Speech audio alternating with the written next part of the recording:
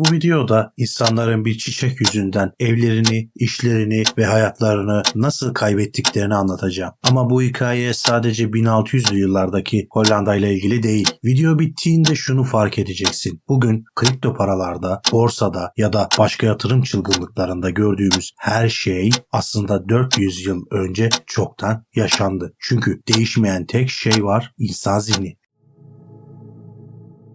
Şu an ekranda gördüğünüz bu çamurlu, şekilsiz şeye iyi bakın. Yolda görseniz tekme atıp geçeceğiniz bu kök parçası. 1637 yılında Amsterdam'ın en lüks malikanesinden daha pahalıydı. Şaka yapmıyorum. İnsanlar bu çiçeğe sahip olabilmek için atölyelerini sattılar. Tarlalarını ipotek ettirdiler. Hatta yataklarındaki yorganı bile rehine verdiler. Bir sabah uyanıp dünyanın en zengini olmayı hayal ediyorlardı. Ama o günün akşamında ellerinde sadece kurumuş bir çiçek ve koca bir hiçlik kaldı. Tarih kitapları buna lale çılgınlığı diyor. Ama bu hikaye aslında lalelerle ilgili değil. Bu hikaye senin, benim, hepimizin beynindeki o kısa devre ile ilgili. Mantıklı insanlar nasıl olur da topluca delirebilir? Bugün Bilveka'da tarihin ilk ve en büyük finansal balonu üzerinden insan psikolojisinin karanlık tarafına iniyoruz. Hoş geldiniz.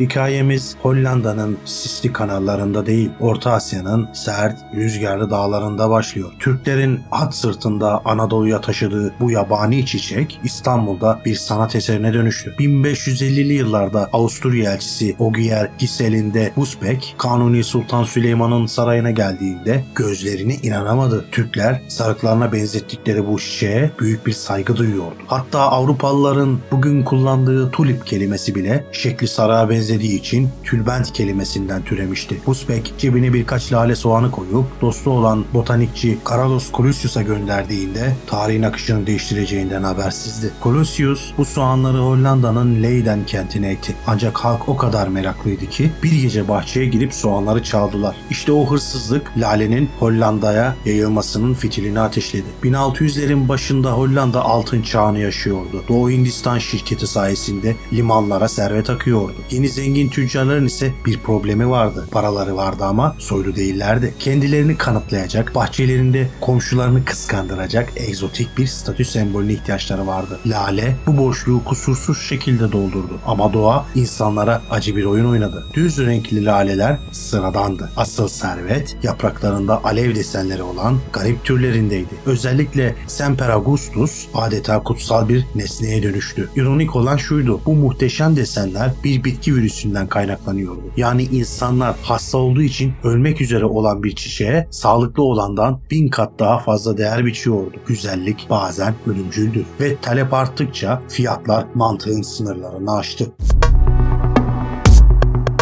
1634 yılına gelindiğinde oyun tamamen değişti. Lale artık bir çiçek değil, zengin olma hayaliydi. Bahçe sevgisi bitti, kumar başladı. Bu ticaret Amsterdam'ın resmi borsasında değil, arka sokaklarındaki dumanlı hanlarda dönüyordu. Hollandalılar buna windhandel diyordu. Yani rüzgar ticareti. Çünkü ortada lale yoktu. Laleler kışın toprağın altındaydı. İnsanlar görmedikleri, dokunmadıkları, belki de hiç açmayacak soğanlar üzerine senetler imzalıyordu. Bugün vadeli işlemler dediğimiz sistem işte bu sarhoş masalarda doğdu. Her anlaşma şarapla kutlanıyordu. Ekonomi gerçekten sarhoştu. Bir vatandaş yılda 150 gulden kazanırken tek bir Viceroy lalesi 2500 guldendi. Parası olmayanlar takas yapıyordu. Bir soğan karşılığında buğdaylar, hayvanlar, fıçılar, yataklar, hatta gemiler el değiştiriyordu. Herkes işini bırakmıştı. Herkes lale tüccarıydı ve herkes şuna inanıyordu: benden daha pahalıya alacak biri mutlaka vardır. Finans tarihinde buna büyük aptal kuramı denir. Ama herkesin unuttuğu bir gerçek vardır: aptalların da bir sonu vardır.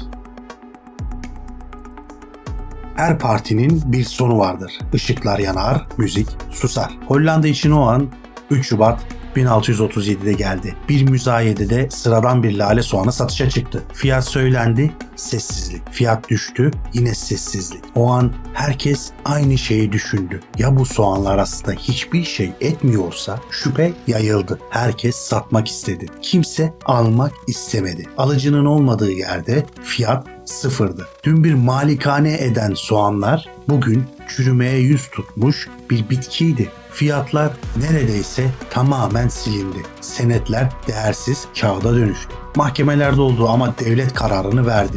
Bu ticaret değil, kumardı. Kumar borcu geçersizdi. Laleler hala güzeldi. Değişen tek şey insanların zihnindeki illüzyondu. Büyü bozulmuştu.